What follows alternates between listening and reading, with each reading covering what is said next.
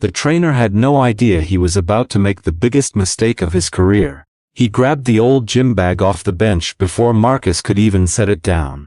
"Sir, I need you to leave." Marcus didn't move. He just looked at the bag in the trainer's hand, the same bag that had been sitting in the manager's office 3 floors up, inside a folder marked confidential, for the last 2 years.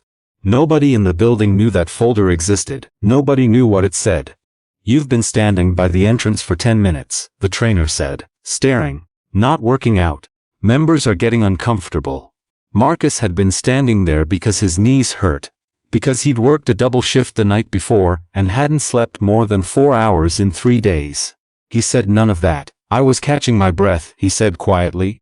"You look pretty tired, man. This isn't a nap spot." A few people near the water fountain laughed, not loud, just enough. Marcus picked up his bag, said nothing else, and walked out the front doors into the cold morning air. By tomorrow, that trainer would know exactly who he'd just thrown out. But right now, he had no idea. 3 years earlier, Marcus Hale had signed the papers for this exact building, back when it was an empty warehouse with a leaking roof and rats in the walls. He'd sold his father's old truck to make the down payment. He'd painted the walls himself, at midnight, after his shifts, while his daughter slept in a stroller parked by the mirrors. He built Iron Line Fitness for people like him. People who worked too hard and had too little and needed somewhere that didn't judge them for showing up tired. Then, 2 years ago, he sold 60% of it to an investment group so he could pay for his daughter's medical bills after her accident. He kept the other 40. He kept his name off the walls. He kept coming in, quietly, in old clothes, using the same treadmill in the corner, because it reminded him of why he built the place at all. Nobody at the front desk recognized him anymore. New staff, new management, a new trainer named Colton who'd been hired 6 months ago and had never once looked at the ownership documents in the office he walked past every day. Marcus didn't go home. He sat in his car in the parking lot for a long moment, hands on the wheel, jaw tight. Then, "Mr. Hale?" The voice was clipped, nervous. "This is Patricia from the board. We need you at the quarterly meeting, today if possible." Marcus closed his eyes. "Today's not a great day, Patricia. It's about the manager position. The investment group wants to replace the current gym director. They think the culture's slipping. Complaints about staff attitude. We need your sign-off." Marcus looked through the windshield at the Iron Line sign glowing above the entrance, the same sign he'd hung himself, on a ladder, at 1 a.m., 3 summers ago. "Send me the file," he said. "I'll be there in an hour." The boardroom smelled like coffee and expensive cologne. 6 people sat around the table, investors, mostly. Men in blazers who'd never lifted a dumbbell in their lives but owned 40% of a building built by someone with calluses on his hands. Patricia slid a folder across the table. The complaints started rolling in after the new trainer, Colton Marsh, took over the floor stuff. Aggressive with members, judgmental. Turned away a paying customer this morning, actually, some older guy, didn't even give him a chance to explain himself. Marcus didn't say anything. He just opened the folder. There was a name on the incident report, his own. Patricia frowned, scanning her tablet. "Wait, that's you?" The room went quiet. "You're Marcus Hale," she said slowly, like she was doing math in her head. "You're the founder." The investor at the head of the table, a sharp man named Corwin who'd never set foot on the gym floor, sat up straighter. "You're telling me our director just kicked out the majority stakeholder?" Nobody laughed this time. Colton didn't know any of this yet. He was back on the floor, wiping down a bench, feeling good about himself. He'd kept the gym clean. That's what he told himself. No slackers, no dead weight standing around making the place look bad.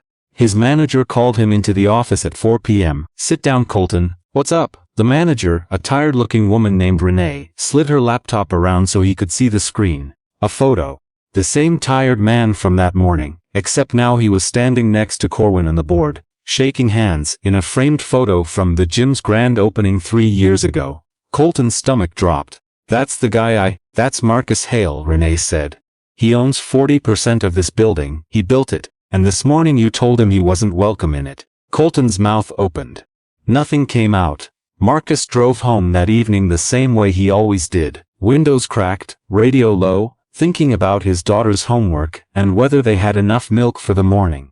He didn't feel triumphant. He didn't feel vindicated. He just felt tired, in the particular way a man feels tired when the world keeps mistaking exhaustion for weakness. His daughter, Mia, was waiting on the porch steps when he pulled in. 12 years old, backpack still on, doing homework by the porch light because she liked the fresh air. "Bad day?" she asked, not looking up from her math sheet. "Long one," Marcus said, sitting beside her. "You always say that. It's usually true." She finally looked at him. Really looked the way kids do sometimes, like they can see straight through the tiredness into whatever's underneath it. "Dad, why don't you just tell people who you are?" "At the gym. You said some guy kicked you out today. You could have just told him." Marcus thought about that for a second. About the smirk. About the folded arms. About every room in his life where somebody had looked at his old jacket, his tired eyes, his quiet voice, and decided he didn't belong. "Because," he said, "I want to know how people treat me when they think I'm nobody. That tells you everything you need to know about who they really are." Mia didn't say anything else. She just leaned her head against his shoulder. The next morning, Marcus walked back through the front doors of Ironline Fitness. Same gym bag, same old jacket. Colton was standing near the entrance, visibly rehearsing something in his head. When he saw Marcus, his face went pale. "Mr. Hale, sir, I am so sorry about yesterday." "I didn't know." "I know you didn't," Marcus said calmly. "That's kind of the point. Please, I need this job. My mom's sick, I've got bills." Marcus held up a hand, not unkindly. "I'm not here to fire you, Colton." Colton blinked. "You're not?" "I built this place so people who were struggling would have somewhere to go where nobody judged them for looking and tired, or poor, or like they didn't have it all figured out. You did the opposite of that yesterday. Not because you're a bad person. Because nobody ever taught you to look twice before you decide who someone is." Colton looked down at his shoes. "So here's what's going to happen," Marcus continued. "You're going to keep your job. But you're going to shadow Renee for the next month. And you're going to learn what this place is actually for. And every morning, before you say anything to anybody walking through that door, you're going to ask yourself one question." "What question?" "What if this is the hardest day of their life? And this is the only place that's kind to them today?" Colton nodded slowly, throat tight. "Yes, sir." Marcus picked his bag up off the bench, the same bag Colton had grabbed the day before, and slung it over his shoulder. "Now if you'll excuse me," he said, the corner of his mouth lifting just slightly. "I've got a treadmill to catch my breath on, in the corner. Where I always do." He walked past the front desk, past the new members checking in, past the framed photo of the grand opening that nobody had bothered to look at in months, and stepped onto the same worn treadmill in the corner of the gym he'd built with his own hands. Nobody stopped him this time. Nobody needed to know who he was. He already knew.